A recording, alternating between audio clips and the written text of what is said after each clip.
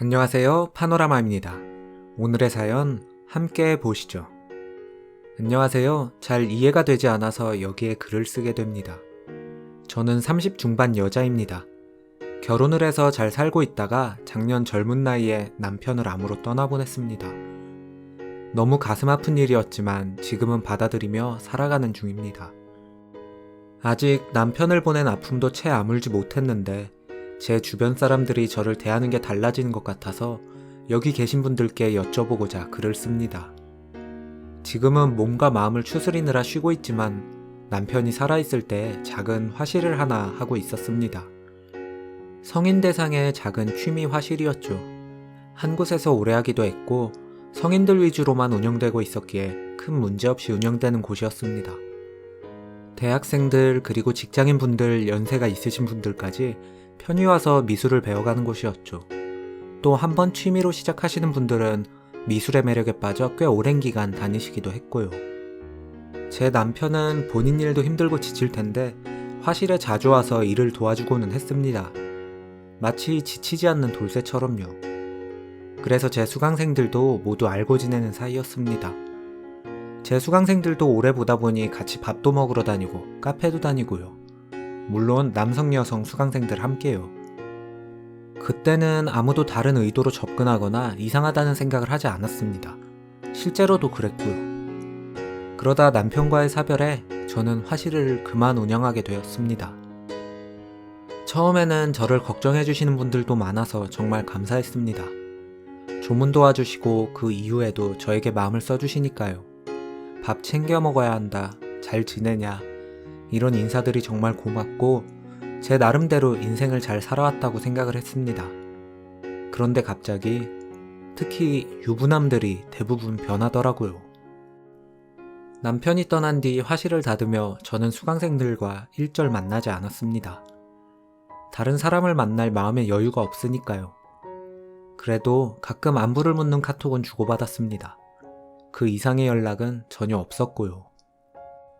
제가 유부남들이 변했다는 이야기를 하나 쓰자면 얼마 전 한 유부남 수강생이 제가 사는 단지에 갑자기 선물을 가지고 왔다며 연락을 하는 겁니다. 화실 다닐 때 동네로 한번 데려다 준 적이 있던 분인데 그걸 기억했는지 안부 연락 겸이라고 해서 부랴부랴 나가서 선물을 받았습니다. 그리고 감사하지만 이제 더 이상 챙겨주지 않으셔도 된다고 했죠. 그 이후에도 연락이 자주 오더군요. 대부분은 무시했습니다. 그러다 또 한 번 만나게 되었는데 그때도 건강 챙겨야 한다며 좀 받으라고 해서 아파트 단지에서 잠깐 만났습니다. 저에게 대뜸 이쁘다는 말을 하면서 능글맞게 굴기에 하지 말라고 딱 잘라 말했습니다. 그런데 갑자기 저를 좋아한다고 하는 겁니다. 이 무슨...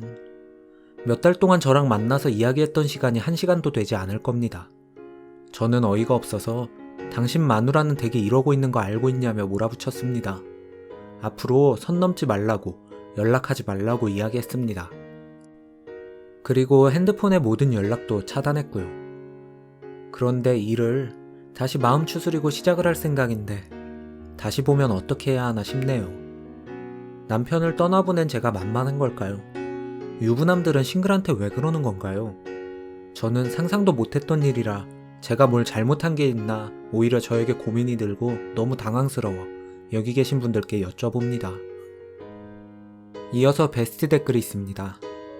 진짜 소름 끼치는 게 우리 엄마 식당 할 때 아빠 돌아가시고 거짓말 안 하고 동네 아저씨들 아빠 살아계실 때 아빠랑 당구도 치고 바둑도 두고 편의점 앞에서 같이 담배도 피고 하던 시골에 가까운 동네였고 아빠 장례에도 왔던 사람들이 속된 말로 껄떡대고 쉽게 본다는 걸 느꼈음. 당시 저는 서울에서 자취 중이라 몰랐고 처음엔 아빠 없으니까 그분들이 아빠를 대신해 도와주는 줄만 알았고 고맙다고 생각했는데 엄마가 20년 넘게 살던 동네에서 이사할까 가게 정리할까 하는 소리도 우울증이려니 했고 동네 친구가 이런저런 소문이 돈다는 것도 헛소리 말라고 넘겼는데 여기에 다 길게 쓸 순 없지만 그 인간들이 경찰서에서 임무화하던 소리가 뭐였냐면 과부됐으니까 허전할까 싶어 도와주려 했다는 식으로 말했다는 거.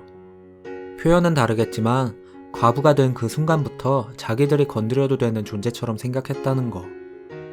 동네 떠나올 때 절반은 엄마가 그 사람들한테 꼬리쳤다고 믿고 있더라는 거.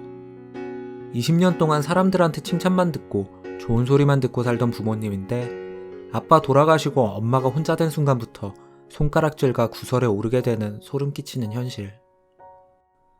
여자가 이혼을 하거나 사별해서 혼자 살게 될 경우 가장 힘든 점이 그런 부분이에요. 이혼하고 싶다고 쉽게 말하는 사람들 보면 먹고 사는 것만 해결되면 살 수 있다 생각하는데 많이 여자가 혼자 살면 꼬부랑 할머니들도 그런 추태 많이 당해요. 그런 거에 시달리다 어쩔 수 없이 재혼하는 사람들도 많고 혼자 돼서 사람이 그리워질 때쯤 그런 사람들이 옆에서 흔들면 예전보다 더 잘 넘어간다는. 그래서 이혼녀나 쓰니처럼 혼자 된 여자들에게만 접근하는 사기꾼들도 많아요. 위자료, 상속재산 있겠지 생각하고는 기가 막히게 땡전도 안 남기고 탈탈 털어간다고 하더라고요. 같이 살던 남편보다 너무 꿀바른 것처럼 잘해주니까 의심도 못하고 대부분 여자들이 빠져들고 다 뺏기는 거죠. 아직까지는 대한민국에서 여자 혼자 살기엔 진짜 넘어야 할 산이 너무 높은 것 같아요. 오늘의 사연은 여기까지입니다. 여러분의 생각을 댓글로 남겨주세요. 오늘도 당신의 하루가 행복했으면 좋겠습니다. 파노라마였습니다.